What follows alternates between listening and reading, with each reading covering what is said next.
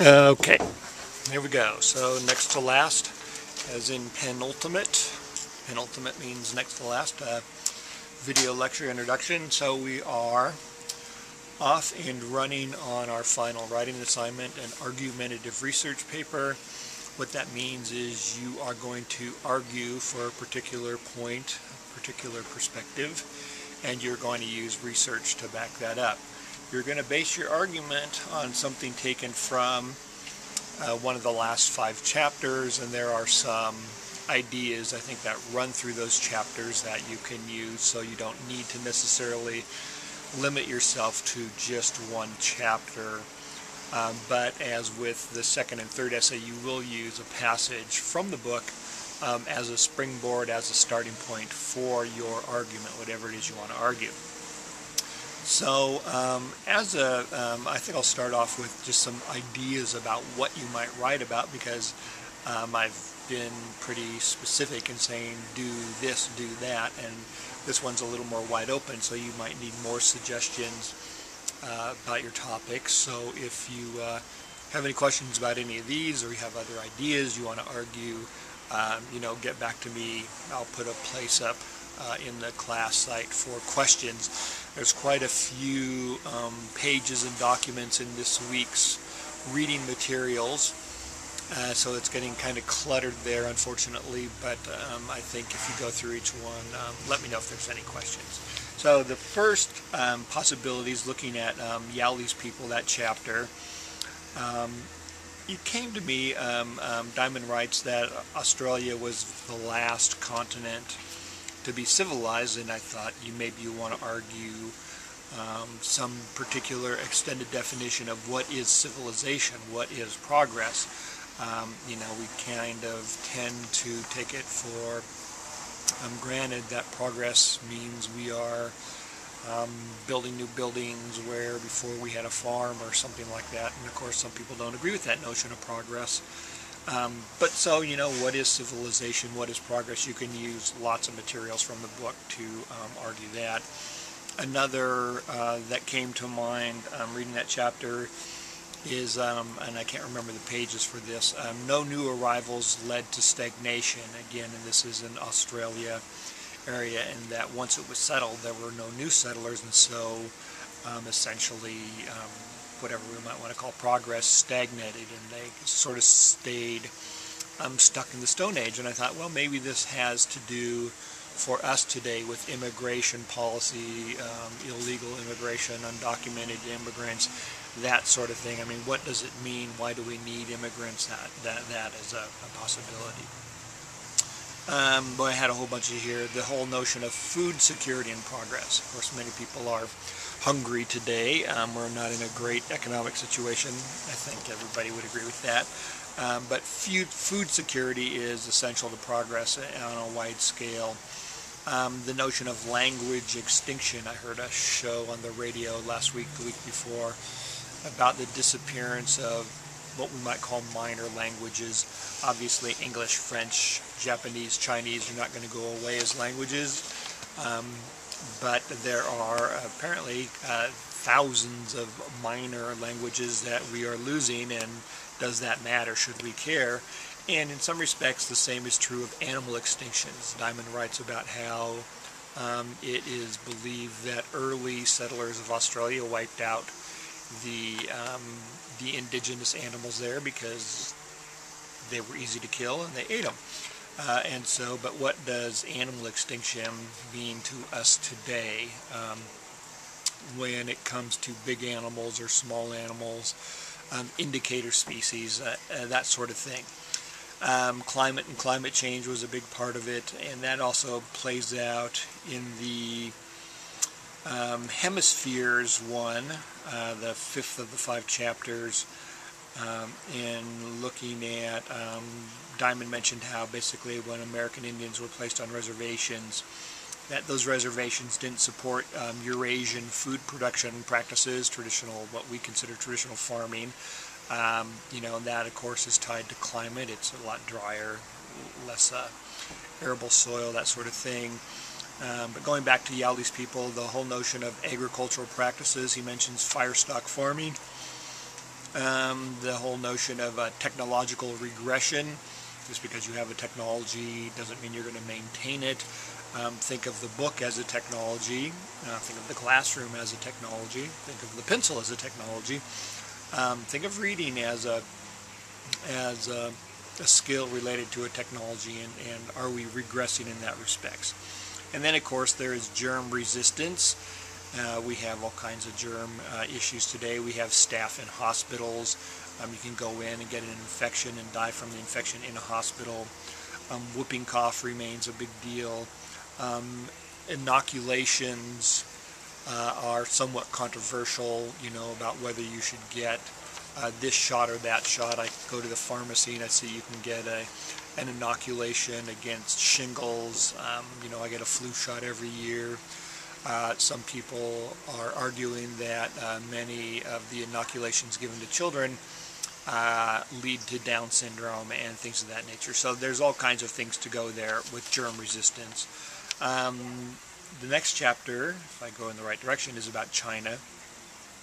And I think this is interesting that Diamond writes about how the centralized government led to consolidation and progress in China, but later on it led to troubles. But China in many respects is like the United States. It had two major river systems, the Yangtze and the Yellow, I think if I say them properly, that were used to connect interior China to coastal China.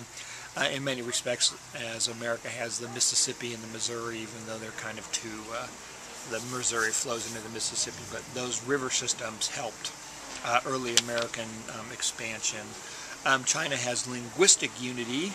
I mentioned dominant languages displacing lesser used languages when I mentioned language extinction, so that might be something that's overlapping those chapters.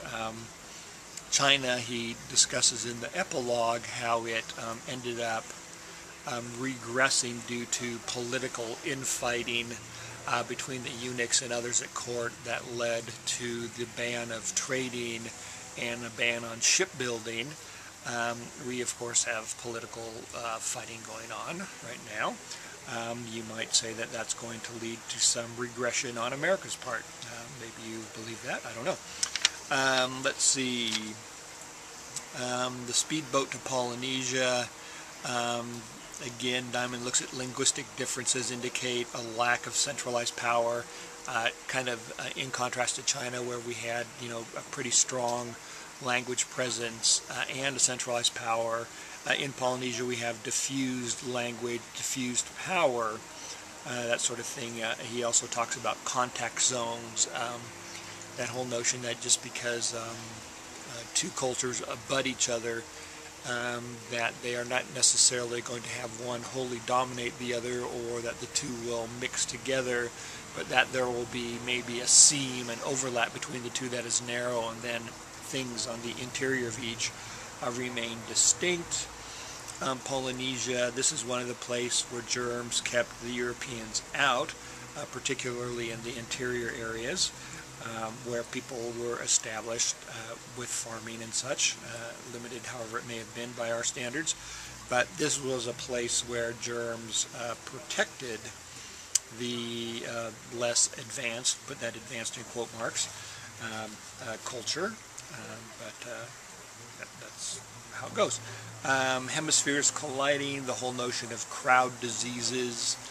I'm not sure what I would do with that there, but there's certainly something to be said for the way disease moves through our cultures, and there might be something to argue with that. The whole notion of crop yields and food production. This one, I think what struck me here, and maybe that goes back to the fire stick farming and agricultural practices, is the rise of factory farming in America and the decline of what we like to call the family farm and its importance, and the struggles those family farmers have, and the difficulties many family farms have in passing that farm on to the next generation.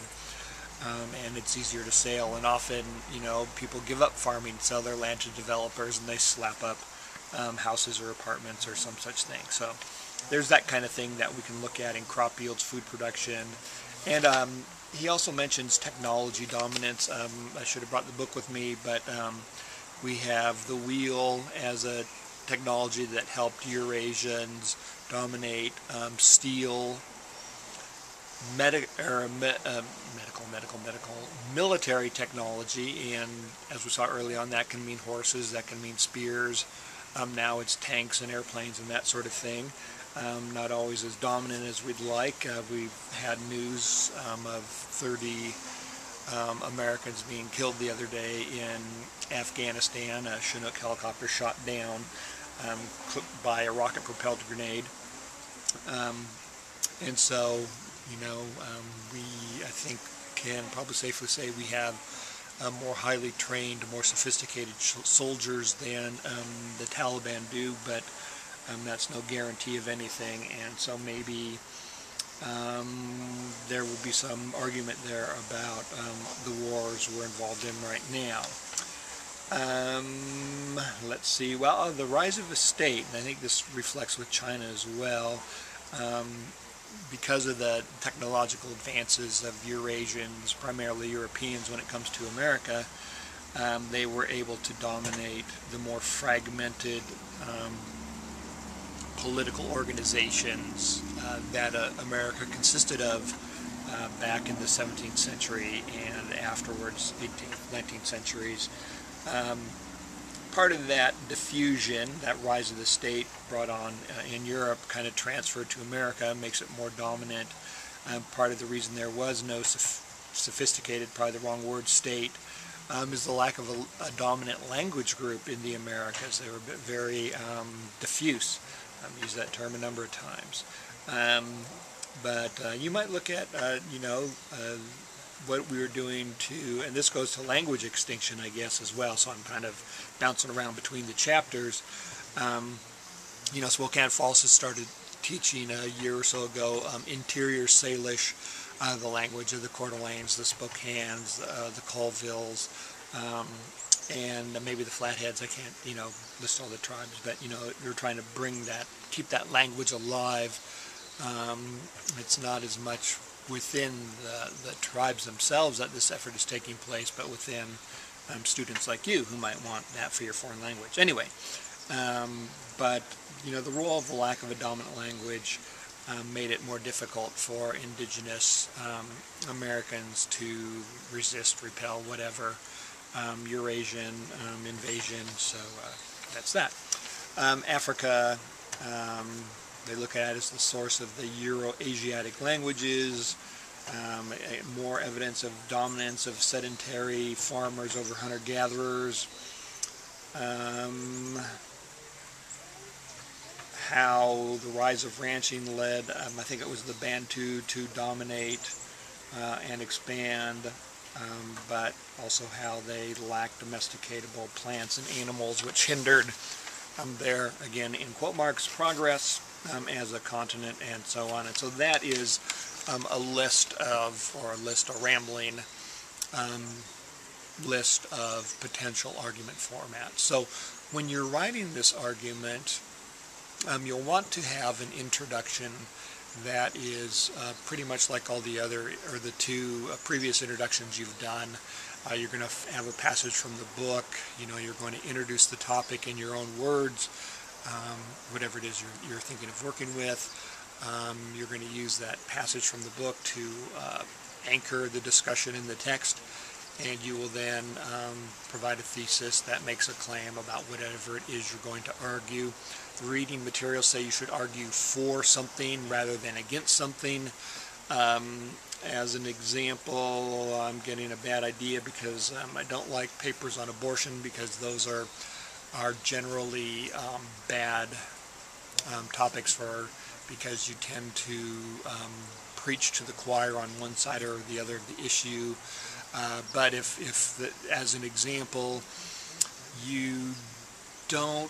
if you believe in a woman's right to choose, you would argue for reproductive rights, and you would spell out all the benefits of those.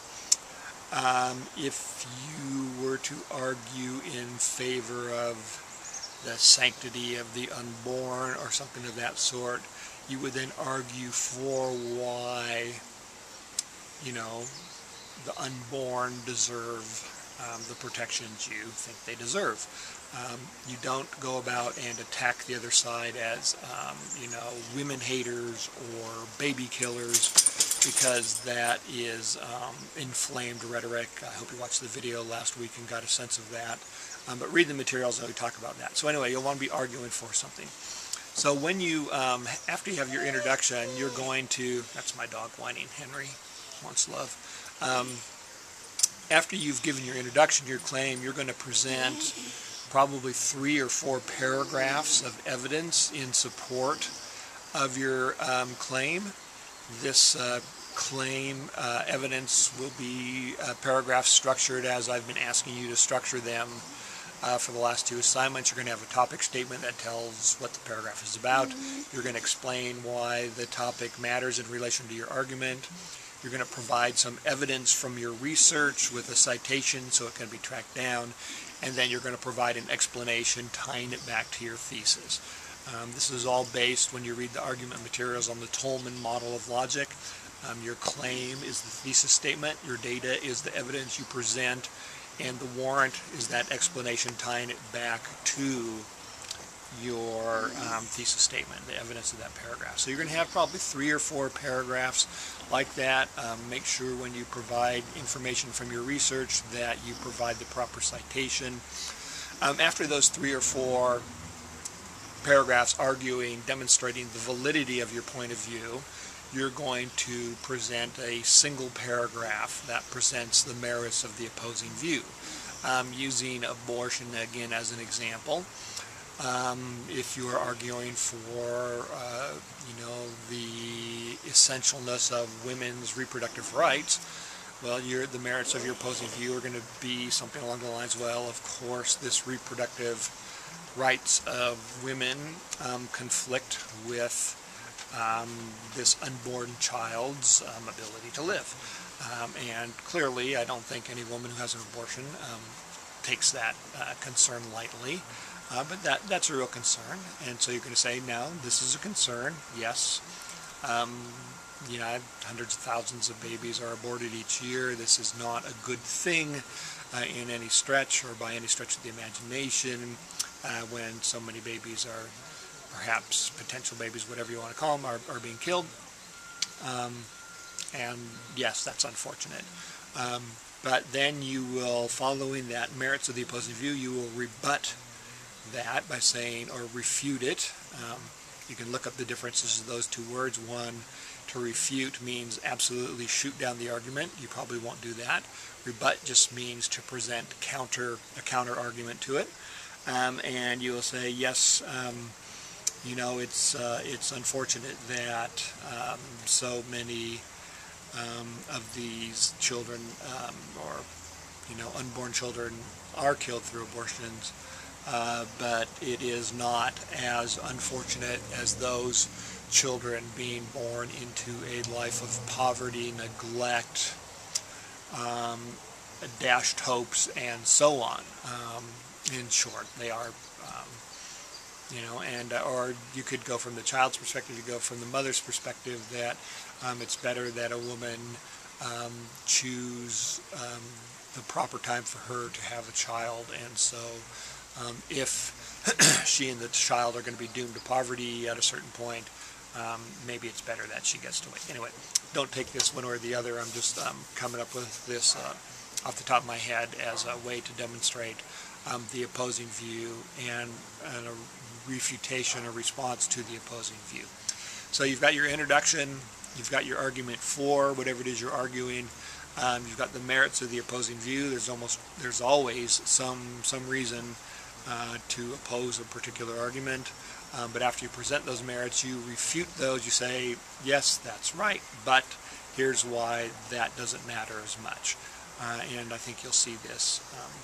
And then finally, you'll present a conclusion that drives home the importance of your overall argument, why people should see things your way. And if you can get people to see the validity of your perspective, then you've done a good job.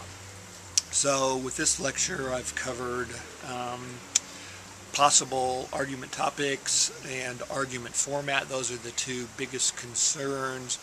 There's a full schedule in Angel for you to look at and see. And I've got a sample essay. It's got a few shortcomings that I've explained, but it'll give you an idea about how to get going and what to do, I hope. And schedules there, lots of reading material there. So we're coming to the end. I guess finally I'll be reading the essay 3s in the order they came in and responding to those and getting them back to you. And after I do get them back to you, I'll let you know about the revision due date. After I finish those, I will read the revisions of essay 2 and get those back to you. And I guess finally I'll give you probably want a little bit of information on grades. Primarily your grade, because of what the department emphasizes, is based on the quality of your essays. And so that is going to be, the vast majority of your grade. Basically, I will add up your 4 essay grades and divide them by 4, and that will result in your final grade. The points you've been earning along the way are similar to what I award for students in class for participation and doing what is expected. It's kind of a bonus on top of it. Everything we do in the class is part of accepted writing process pedagogy, and pedagogy is how people teach. So by having you read and annotate, draft essays, respond to others, give feedback, draft and revise your own work, this is all, the fundamental work of this class. And that results, if you do the reading and annotating, in a better essay than if you don't do the reading and the annotating. I'm assuming that kind of thing is obvious, but you never know.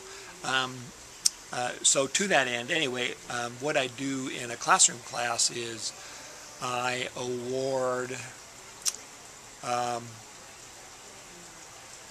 0.3 bonus, so a 3.0 would become a 3.3 type of thing for people who come to class and do all the work. And so essentially that's what will be happening with all those points. I'll use those to determine how you get that 0.3 bonus. If you've done all the work, I'll tack that 0.3 on top of your final grade.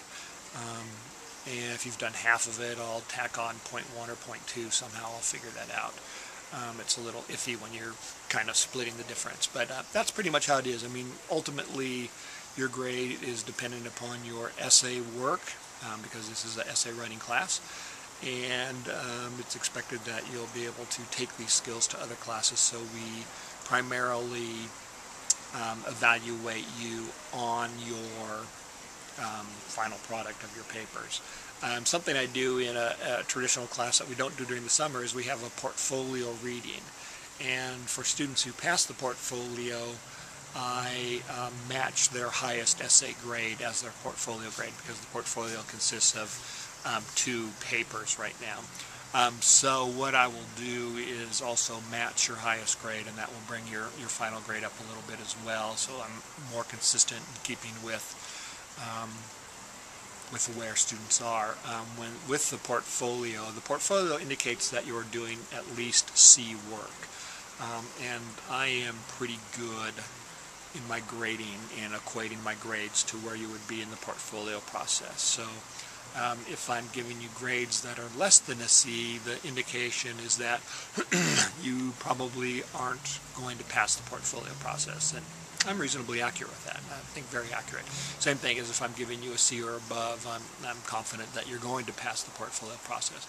We don't do the portfolio process during the summer, so it's left entirely up to me. We use the portfolios to make sure that a C in my class is equal to a C in somebody else's class, and so that you get the same level of instruction and same kind of expectations and learning outcomes. And so, and having been doing this for 10 years now at Spokane Falls, I'm well in sync with the department, so that's how your grade will work out. But if you have any questions in particular, the first thing you do if you want to know your grade is you can add those up and divide by, at this point, just 2, and you'll have a number grade, which is how we give grades.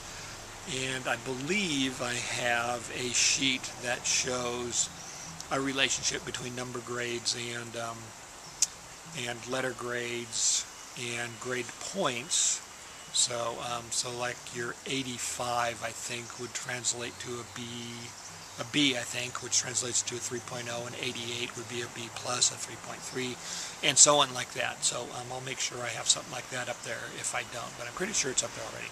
Anyway, this has been a long lecture, and I've got to get it edited and uploaded, so I will leave it at that. Any questions, please don't hesitate to post them, and I will look forward to seeing your essays come in a little bit later. I'll be responding to the drafts again as I did before, so we'll get you going. So have a good week, and the end is near. I think that's good for everybody, so we can get back and maybe have a little bit of a summer. Bye-bye.